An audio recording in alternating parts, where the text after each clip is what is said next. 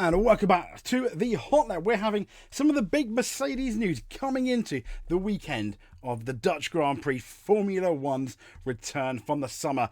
And drum roll, because our first story is about Max Verstappen and Mercedes. Yes, that rumour that's been, well, let's be fair, sending the internet ablaze for the last 6 months. But Mercedes has reportedly accepted defeat, finally waving that white flag on the hopes of Max Verstappen joining them, at least for 2025. However, people are suggesting that 2026 may well be another matter. So Lewis Hamilton, as we know, is heading to Ferrari for 2025.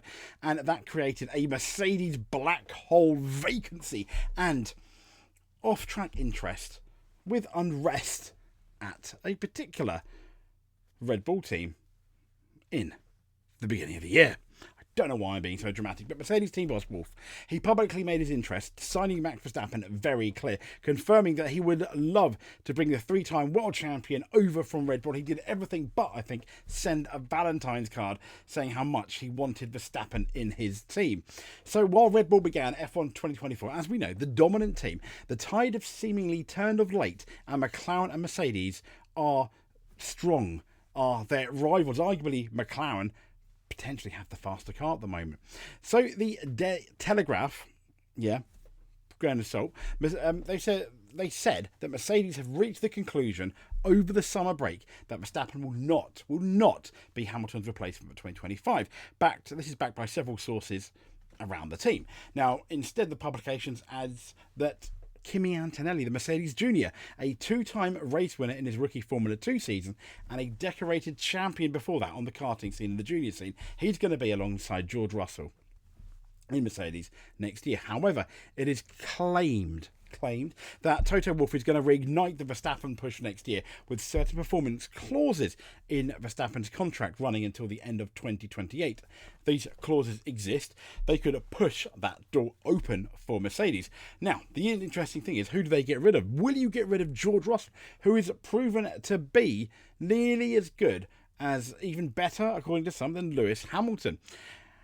Maybe. I mean, I think if Kimi Antonelli comes in 2025 and destroys George Russell, then yes. But what if George Russell destroys Golden Boy Kimi Antonelli and Verstappen is free and Mercedes arguably have the best car in 2025, maybe in 2026? That's going to be, I think, a little bit interesting.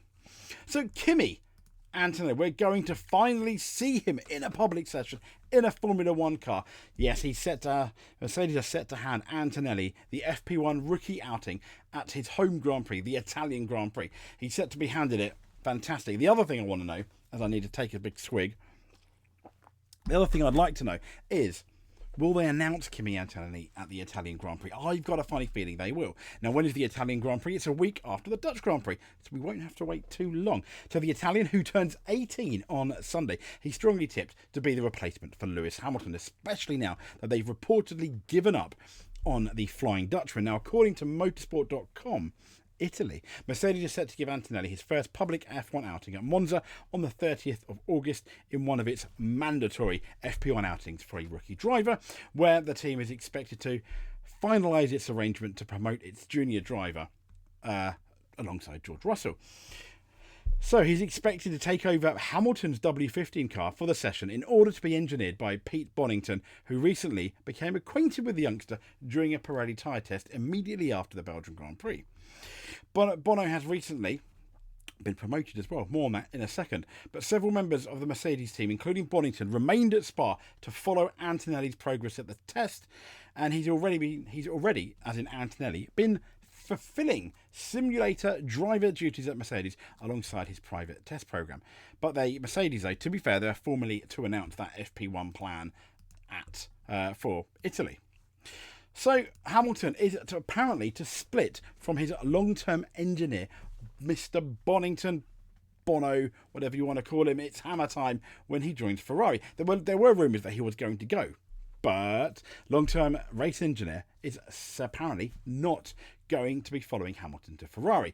Now, Bonington, who's been Hamilton's race engineer, and this is something I didn't actually know, since joining the team in 2013. I knew they'd been together a long time, but there we go. You learn something new every day. Now, he's been named head of race engineering at the Mercedes team. He's going to continue to serve as Hamilton's teammate Hamilton's teammate, Hamilton's race engineer for the rest of the year.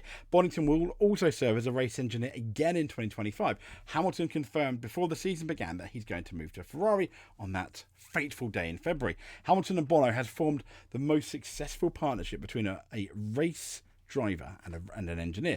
They've taken 84 victories between them over their 11 and a half years together. Hamilton won the World Championship 6 times with Mercedes. However, as Bonington was unable to attend the Grand Prix for medical reasons in 2019, he wasn't present when Hamilton won that title. It was a certain Marcus Dudley, apparently, that substituted. Now, the pair scored their first victory together at the Hungarian Grand Prix in 2013 and won at least one race every year until 2022, when Mercedes suffered, let's just say, a slump in form for getting the technical regulations wrong. So that winless spell lasted 2.5 years until the British Grand Prix in July, as in last month. He and Bonington took another win 3 weeks later.